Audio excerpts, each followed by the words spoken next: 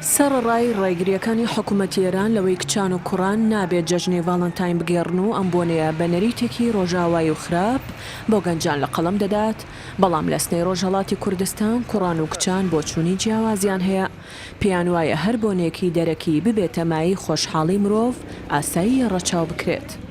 وەرێ لە نظر شخصی منە شتی خراپێک نییە، بەخەرا هەر وەسیلەیەک کە ئینسان بێتە بەعەسەوەکە ئەبرازە عشق و عەلاقەکان نسبەت بە ئەفرادگەلێتر کەسکەرێکەوە خۆی هەسی خراو نییە. بۆ ئێران کە کشوەرێک بەظاهر غەمگینن ئەتانێ پۆینە مۆسبەت بێ ئەوەی کە هدیە بە کەسێک کە شخصی مورد نظر قەرار نیە حتمەن هاوسەر یا جنسە مخالفەوە بێ ڕۆژێکە بەناو ڕۆژ عشق ئەتانی بۆ دایکت باوکۆ خۆشک برا بەی پیان کە خۆشحاڵ بن لە کۆلا ڕسم خراوێک نییە. هەرچەندە بۆنەی ڤاڵەنتاین لە ساڵنامی ئێرانی جێگیر نەکراوە، بەڵام ساڵانە لە 14 شوبات زۆربەی دوکانەکانی تایبەت بە فرۆشتنی دیاری و گوڵ هەروەها شوێنە گشتیەکانی دیکە جیاوازتر دەردەکەون. بووکەڵە و پێداویستیەکانی دیکەی دیاری ڕۆژی ڤاڵەنتاین دەفرۆشن.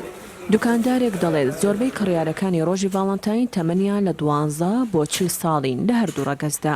معموڵەن ها لە مەحدودەی سنیە 15 تا 35 ساڵ، یعنی بیشترین فراوانی بین سنینە 15 تا 35 ساڵە. ئەنوا ئەقسام کار هەست لە هدیەگەلی بوچی گرفتە هەستمان تا هدیەگەلی فرە گەورە، مثلا عروسەکەلێک مانەس عروسەکەلی مەخصوص ڤاڵەنتاینە، عروسەکەلی خرسی پێژن فکرکەم پێیانێژن شاسخین ئەم عروسەکە گەورەگەلە نمادێ ڤاڵەنتاینە. حکوومەتی ئێران بە فەرمی ئاهەنگگێڕان و بەشداریکردن لە ڤاڵەنتاین قەدەغە کردووە بەهۆیەوەی بۆنێکی تایبەتە بە وڵاتانی ڕۆژاوایی، هەر بۆیە بە نەریتێکی خراپ و هەڕەشە بۆ سەر کللتور و دابوونەریتی ئێران دەزانێت. زۆربەی جاریش پۆلیس هەڵدەکوتێتە سەر کۆگا و شوێنەکانی تایبەت بە فرۆشتنی دیاریەکانی ڤاڵەنتاین و دایان دەخات.